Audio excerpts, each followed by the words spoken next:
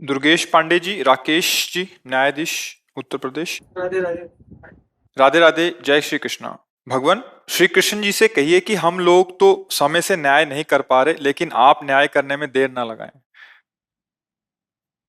आपको किसी कैदी को सजा देने में कितना समय लगा? आप तुरंत देते हैं क्या? फिर वो तो बहुत बड़े न्यायाधीश हैं, अनंत ब्रह्मांडों का हिसाब किताब है। पर जब नंबर आएगा तब वहां वकील की जरूरत नहीं है, क्योंकि आप साक्षी के अनुसार ही सजा दे सकते हैं, और वो स्वयं साक्षी है, उनको किसी साक्षी की जरूरत नहीं। बहुत बड़ा सिस्टम है।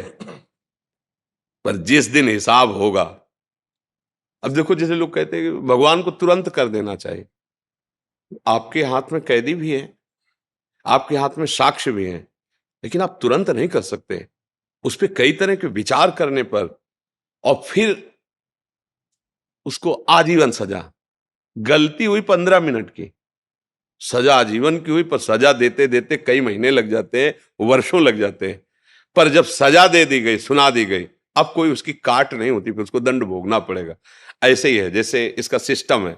जिस पापाचरण कर रहे हैं और पूर्व के पुण्य का विधान हमारे ऊपर लागू हो गया है, कोई संकट नहीं आएगा, कोई विपत्ति नहीं होगी, कोई अपमान नहीं होगा, और उसको लग रहा है बड़ी मौज है। और जहां वो पुण्य सिस्टम उसका खत्म हुआ और ये पापाचरण और पूर्व स्टाक पापाचरण दोनों का ज्वाइंट हुआ, अब जो विध्वंस मचेगा उसके जीवन में, वो सह नहीं पाएगा। अब जैसे धर्मात्मा पुरुष ठीक से चल रहा है, पर उसका पाप भोगने का समय आ गया। अब वो बहुत ठीक चल रहा है, पर हर कदम लड़खड़ा रहा है, हर कदम उसको विपत्ति आ रही है, हर कदम अपमान मिल रहा है। अगर वो धैर्य से इसको भोग ले और पूर्व का सुकृत और अभी का धर्म दोनों मिलेंगे, प्रकाशित हो जाएगा।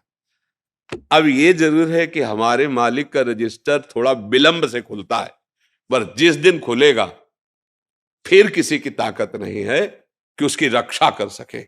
उनका यहां तो आप न्याय करेंगे, दंड विभाग दंड देगा, जेल, वो स्वयं में सब कुछ है। उनको किसी की सलाह की, किसी के आदेश की जरूरत नहीं है। वो परम तंत्र स्वतंत्र, कर तुम अकर तुम अन्यथा कर तुम है। आपकी बुद्धि से ही आपको दंड दिलवा देंगे। बड़ा विधान उसका विचित्र, इसीलिए कहा जाता है डरते रहो कोई अपराध न बन जाए। नहीं तो समय अब ऐसा नहीं है कि आपने अभी अपराध किया और आपके घर में आग लग गई और सब देख रहे कि यार देखो ये अपराध की आग लग गई ना, ऐसा नहीं है। अपराध किया है आप, उसका दंड मिलेगा। सिस्टम है उसका, कानून जैसे यहाँ का कानून। अब तुरंत तो ऐसा नहीं कि फांसी में चढ़ा दिया, बिल्कुल सब गवाही फिट है तो ऐसे तुरंत ले जाकर फांसी में चढ़ा दोगे क्या? पहले आपके द्वारा वो पूर्ण निरीक्षण होगा, हाँ बिल्कुल साबूत पक्के हैं, बिल्कुल गवाही पक्की है, अब उसका निश्चय करके। इसीलिए कई जन बैठते हैं, कई अदालतों का स्वरूप भी है, इससे ऊपर फिर इससे ऊपर फिर, मतलब उसको बिल्कुल निश्चित अपराधी को दंड मिलना चाहिए, और जो अपराधी नहीं है उसको मुक्त करना चाहिए। इसके लिए बड़ा विधान। अच्छा, यहां तो धोखा भी हो सकता है, साक्ष्य गलत उपस्थित कर सकते हैं, और आपने देखा है नहीं साक्ष्य के अनुसार लेकिन वो तो साक्षी है, वो स्वयं साक्षी है, वो सबके हृदय में बैठा हुआ देख रहा है। पर यह जरूर है कि रजिस्टर थोड़ा विलंब खुलता है, क्योंकि ऑफिस बहुत बड़ी है, अनंत ब्रह्मांडों का हिसाब किताब है। तो इसलिए उनसे कहने की जरूरत नहीं है, वो आपकी भी बुद्धि में बैठे हुए है और चराचर जगत की बुद्धि में। तो इसलिए जो भगवान आपको प्रेरित कर रहे हैं, आप अपने धर्म का पालन करते हुए सत्य पे चलिए, तो आपकी बुद्धि में ही सारथी बने बैठे हुए हैं, वो आपके ही हृदय में बैठे हुए हैं। वो देखो, बहुत ध्यान से सुनना, भगवान की छाती से धर्म प्रकट हुआ है और भगवान की पीठ से अधर्म प्रकट हुआ है। दोनों भगवान से प्रकट हुए हैं, और ये सृष्टि क्रम है। बोले भगवान ने अधर्म रचा ही क्यों? दिन है तो रात है, स्तुति है तो निंदा, इसी को तो माया भगवान ने रचा, इसी को खेल रचा है। अब जीतो, निगेटिव पॉजिटिव दोनों रच दिए, अब किस पे चलते हो? सुमति कुमति दोनों रच दिए, धर्म अधर्म दोनों। खेल तो तभी होगा ना, विपक्ष ना हो तो खेल कैसा? तो ये खेल है जगत, इसमें दो पार्ट रखे गए। आप किधर चलना चाहते हो? एक पक्ष अधर्म का है, और दोनों उन्हीं के हैं, और कभी अधर्म को बलवान बना देते हैं और कभी धर्म को बलवान बना देते हैं। ये उनका खेल चलता रहता है। भला उस ईश्वर के खिलाफ कोई एक कदम रख सकता है? नहीं। अब जैसे कहते कि भगवान भी चाहते हैं, नहीं, भगवान ने दो पावर दिए, दो पावर दे दी, एक अधर्म को और एक धर्म को। अब आप किसको स्वीकार करके चलते हो? देखो, जो दुनिया को दुख पहुंचा रहे हैं उनके भी बहुत अनुयायी हैं, और जो दुनिया को सुख पहुंचा रहे हैं उनके भी बहुत अनुयायी है। ये दोनों अनुयायियों भेजता कौन है? इन दोनों को पावर कौन दे?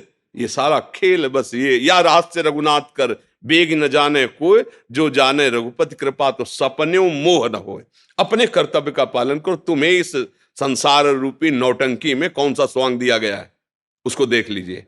जगन नाटक वैभवा, गोपाल शास्त्र नाम में ये जगन नाटक भगवान का वैभव प्रकाशित, तुम्हें स्वांग क्या दिया गया है? जज का। तो जितना तुम्हें ज्ञान दिया है उसके अनुसार तुम्हें न्याय करना, ये भगवान की पूजा होगी। भगवान का स्मरण करते हुए किसी के धन या किसी के बल प्रभाव से दब करके न्याय नहीं, भगवद आश्रित होकर सत्य पे, ये भगवान की पूजा होगी। और जब भगवान प्रसन्न हो जाएंगे तो इस स्वांग से आपको मुक्त कर देंगे। चलो हमारे इस खेल से हटो, त्रिगुणात्मिका माया के, आओ परमानंद खेल में खेलो। अलग अलग खेल है, ये मायाकृत खेल है और एक दिव्य प्रेम लीला है भगवान की, जो भगवान की चिदानंद धाम में निरंतर होती रहती। बड़े बड़े महाभागवत भजन करके वो उसे प्राप्त करते हैं। तो उनसे कहने की जरूरत नहीं है, वही सब रूपों में अपना विस्तार करके खेल रहे हैं। निवेदन है महाराज जी। हाँ जी, एक बार हंस दीजिए आप, हाथ ऊपर करके। नहीं तो ऐसे कैसे हंसने में तो अब जैसे कोई ऐसी बात आवे ना, अब जैसे रोल में हंसला हो तो अलग है, ये जो हंसी होती है ना, ये आनंद की छकन में होती है। जैसे कोई भागवतिक बात कही और एकदम हृदय आनंदित हो गया, उस वो एक अलग। अब जैसे बनावटी में हंसा जाता है ना, तो उसमें स्वाद नहीं होता है। नहीं देखो ना, जैसे नाटक में भी तो हंसते हैं तो उसमें स्वाद थोड़ी होता है। एक ब्रह्मानंद की छकन में, भगवदानंद की छकन में जो हंसी आती है वो लुभायमान करती है। और ऐसे हंसना लुभायमान तो कॉमेडी नहीं, कॉमेडी कहते, क्या कहते हैं? हाँ, मैं अंग्रेजी नहीं अभी अंग्रेजी ले आती, तो इसीलिए तो उसमें क्या हंसी में है। इसलिए पर हमें अच्छा कि जैसे आप जैसे विज्ञ पुरुष, आप जैसे हमारे राज्य पदों में विराजमान जन यदि सत्य को, धर्म को लेकर चलेंगे तो हमारे समाज को बहुत बड़ा लाभ मिलेगा। क्योंकि अगर जो आप जैसे बड़े पदों में बैठे हैं, अगर आप धर्म को नहीं जानेंगे, सत्य को नहीं जानेंगे, तो कहीं ना कहीं आप किसी के दबाव में आ सकते हैं, धन के दबाव में आ सकते हैं, किसी के बल के दबाव में आ सकते हैं। और अगर आप धर्म को जानेंगे तो आपको फोन भी आवे कि फिर हम आपको देख लेंगे, कुछ नहीं हो सकता। हरि का भरोसा हो, पक्का कहते हो, सत्य पे चल रहा हो तो कोई कुछ नहीं कर सकता। बिल्कुल नहीं डरना चाहिए। अब अगर हमसे अधर्म हुआ है और वो ओपन नहीं हुआ, प्रकाशित नहीं हुआ, तो फिर हम ठीक करते हुए भी फंस जाएंगे। वो जो दंड हमें मिलना चाहिए, तो इस समय हमने अपराध नहीं किया पक्का, पर वो जो प्रकाशित नहीं हुआ पाप, अब वो आया है। इसीलिए जो विज्ञ जन होते हैं चुपचाप सह लेते हैं कि ठीक भाई, हमसे गलती नहीं, पर हम जानते कोई ना कोई गलती हमारी है, क्योंकि वो जो साक्षी है वो हमें दंड दे रहा है।